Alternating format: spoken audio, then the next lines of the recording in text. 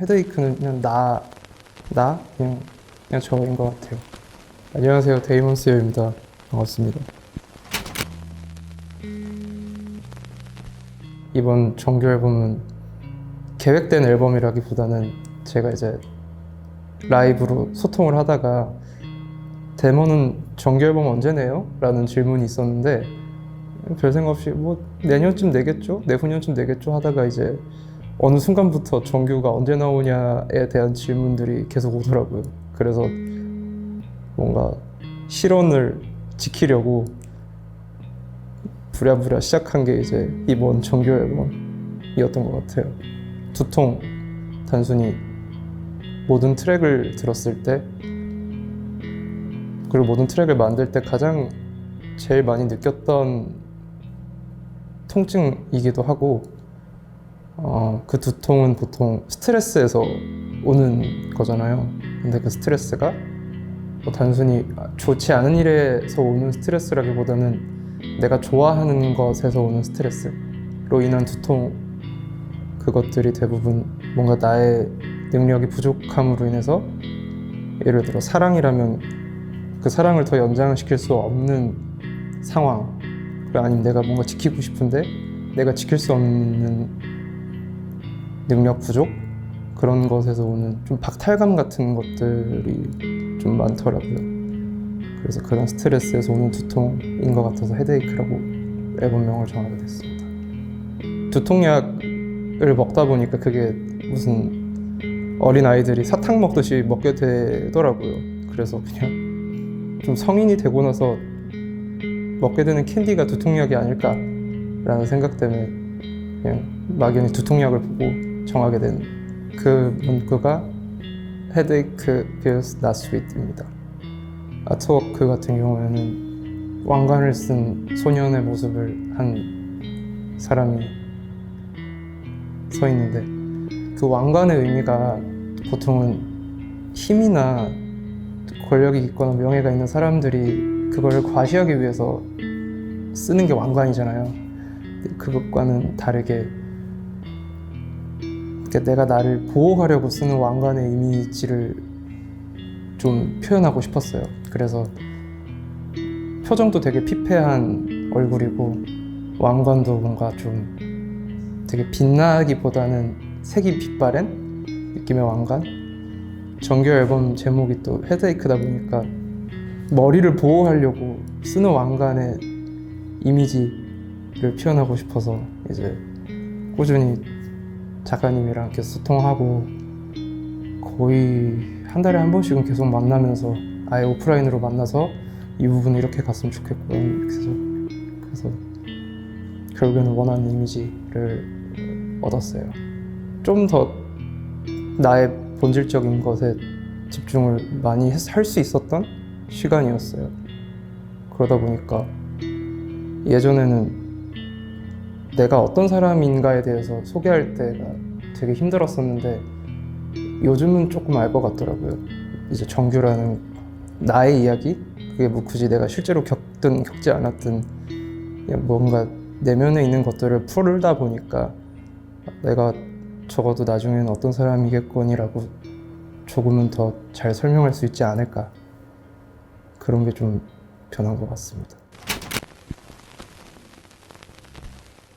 아이는 이제 1번 트랙이면서 이번 앨범의 타이틀곡 중에 하나인데, 제목은 그냥 사랑이란 뜻을 하고 싶었어요. 노래를 만들면서 그냥 뭔가를 의도하고 만든 건 아니었지만 그 노래를 만들고 나서 보니까 주된 감정이 그냥 이건 그냥 사랑 노래네 라는 생각이 있었는데, 그냥 단순히 제목을 사랑이라고 하자니 비슷한 이름들이 되게 많더라고요. 그래서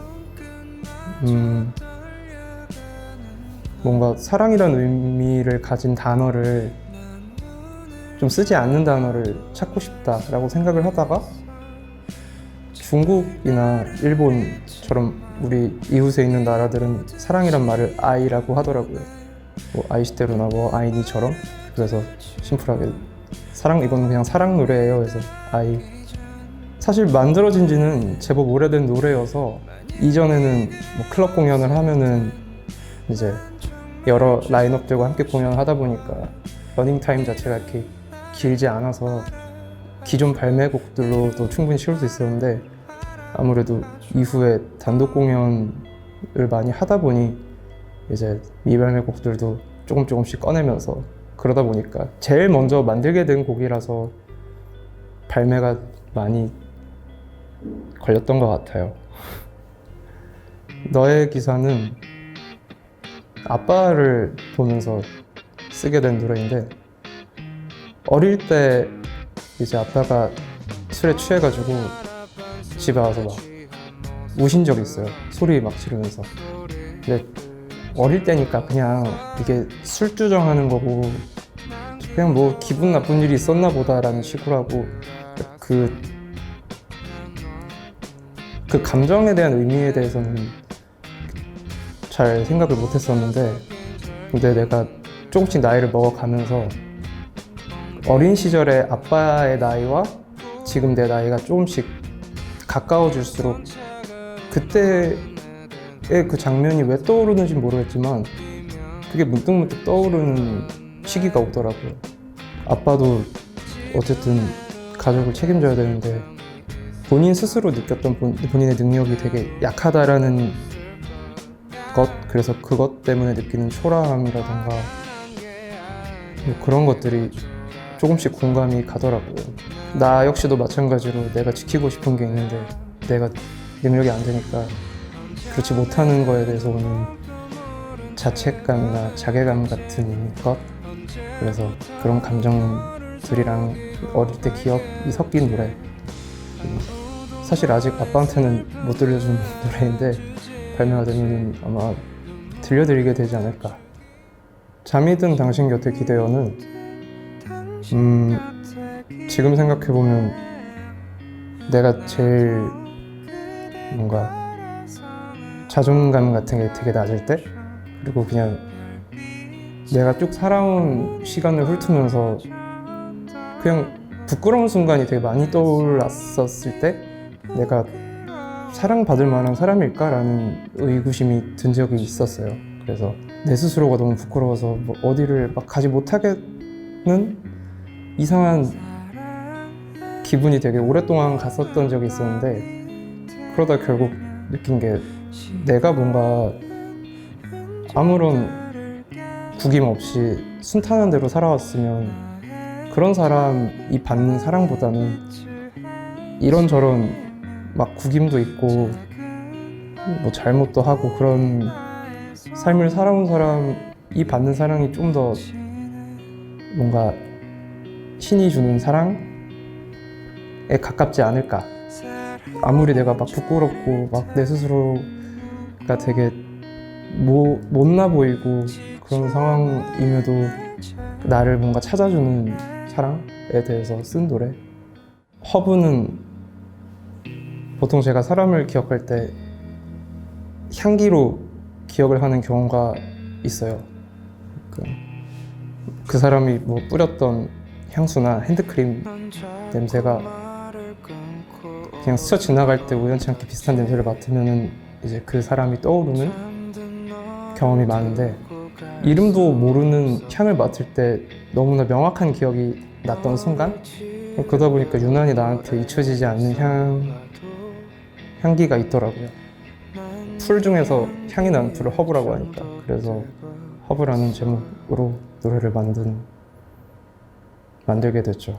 체리는 이제 펄프 픽션이라는 영화를 보다가 여자 주인공이 시킨 밀크쉐이크 위에 체리가 얹어져 있어요. 근데 그 체리가 그 인물을 상징하는 것 같더라고요. 순간 되게 불이 붙었다가 짜게 식어가는 장면이 나와요. 그걸 보면서 되게 민망하기도 하고 왠지 모르게 더 기억에 남는 장면이라고 생각을 해서 머릿속에 되게 기억이 많이 났었는데 그것과 동시에 이제 제 노래 중에 유얼스라는 노래가 어떻게 보면 지금 시점에서는 대표곡 같은 느낌이 됐더라고요. 근데 사람들이 대표곡이랑 아티스트의 모습이랑 일치시키는 경우가 굉장히 많고 그 유얼스는 나의 10대 때, 지금은 벌써 20대 후반이지만 나의 10대 때 모습을 기록한 노래다 보니까 그때의 저와 지금의 저는 너무나 다른 사람이라고 생각을 해요. 그래서 저를 유얼스 같은 사람이라고 생각하는 분들도 계시고, 더러는 이제 뭐 유얼스 같은 노래 내주세요라는 말을 종종 들었는데, 이제 그런 이야기들이 뭐 노래가 좋다 아니면 인사치레로 하는 말이라는 걸 알지만 아직 디스코그래피가 많지 않은 상황에서 벌써 뭔가 색깔이 정해지는 건 제가 그렇게 원치 않아서, 그래서 약간 다른 스타일의 가사를 쓰고 발매를 하게 된 게 체리입니다. 체리가 성공개된 이유는 그렇게 큰 이유는 없고, 마침 그 시기와 맞게 원래는 페스티벌 일정이 있었는데 근데 아쉽게 물 건너가 버렸죠. 그래도 올해는 좀 희망을 갖고 기대해봐도 되지 않을까라는 생각을 갖고 있습니다. 어거스트라는 노래는 그것도 마찬가지로 사랑이 식어가는 과정을 적은 노래인데, 가사 중에 잠깐 타다 꺼질 폭죽 같은 체온으로라는 가사가 있어요. 근데 그 가사랑 대조되게 제목은 어거스트는 밤낮과 상관없이 항상 덥잖아요. 그래서 내가 뭔가 그 순간 가장 원하는 건 그런 온도의 사랑인데, 이 모든 과정이 식어가는 거를 그냥 멍하니 보는 노래입니다. 스칼렛은 가사가 사실 세요. 처음부터 자살이라는 말이 나오는데, 자살을 하면 지옥 간다라는 말을 어릴 때 들었어요, 교회에서. 근데 그때는 그냥 어른들이 하는 말이니까 그렇겠구나 라고 생각을 하고 흘렸던 말인데, 살면서 되게 부대낄 때도 많고 뭔가 정신적으로 코너에 몰린 기분이 들 때 정말 가끔 그런 생각을 한 적이 있어요. 내가 원해서 태어난 게 아닌데 왜 그냥 좀 오랫동안 갖고 있던 의문에 대해서 쓰게 된 노래인데, 그냥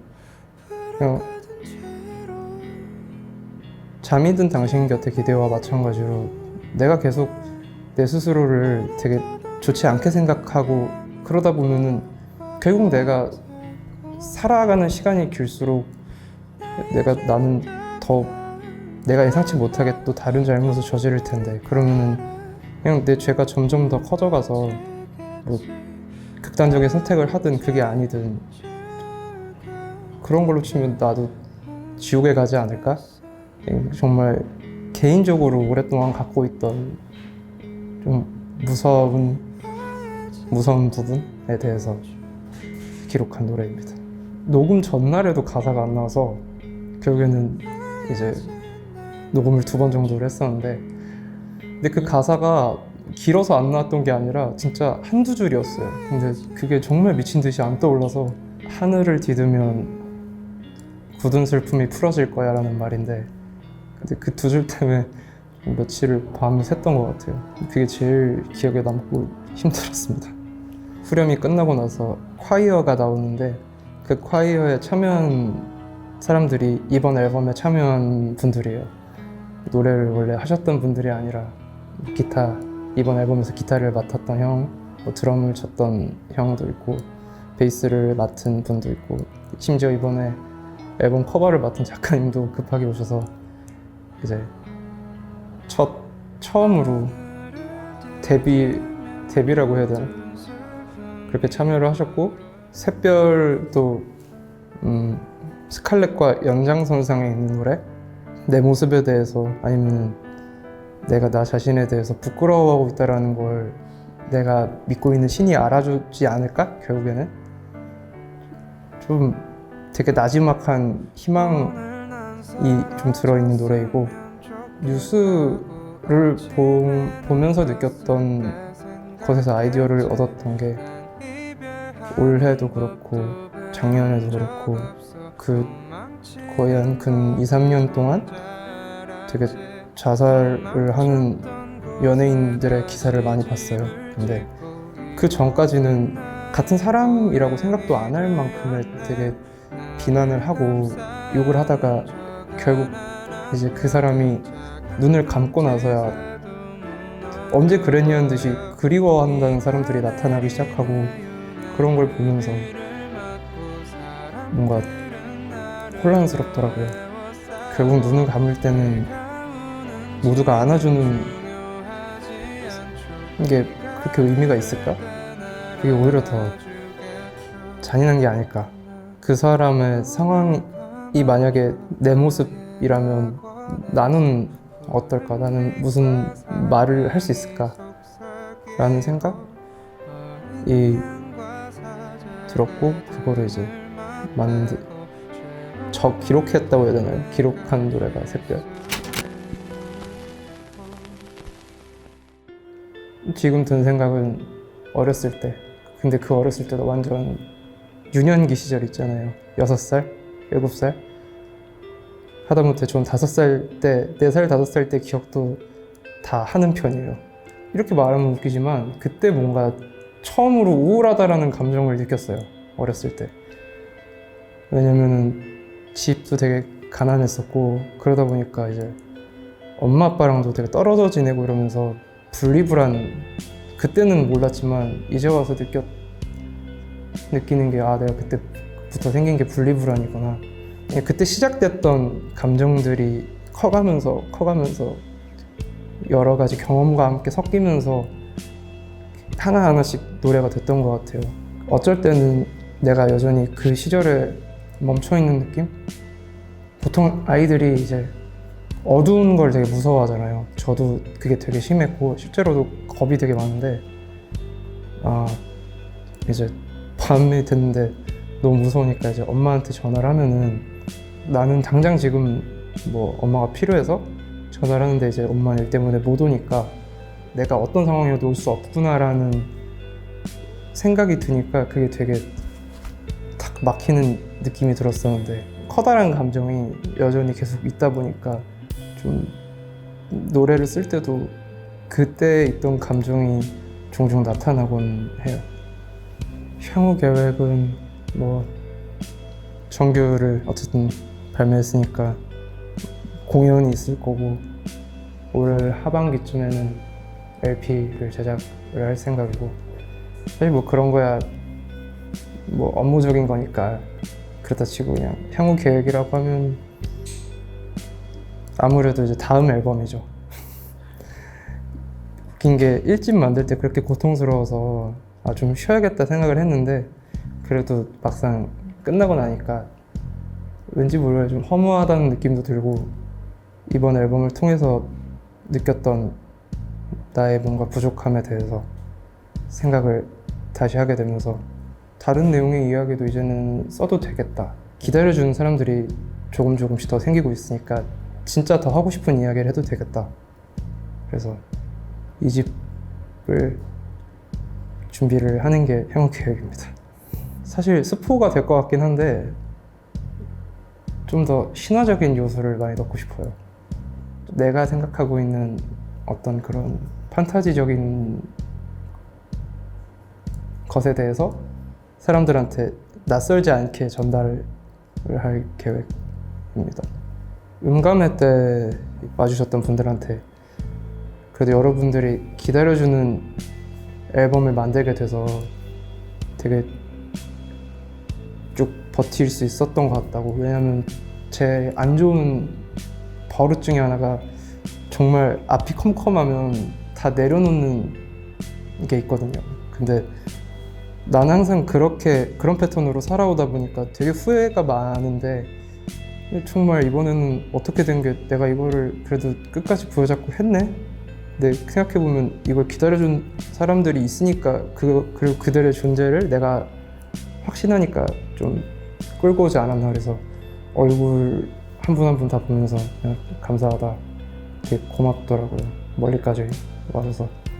이제 드디어 얼마 남지 않았는데 모든 트랙을 다 들어보시면 다 마음에 들 거라고 좀 자신해요.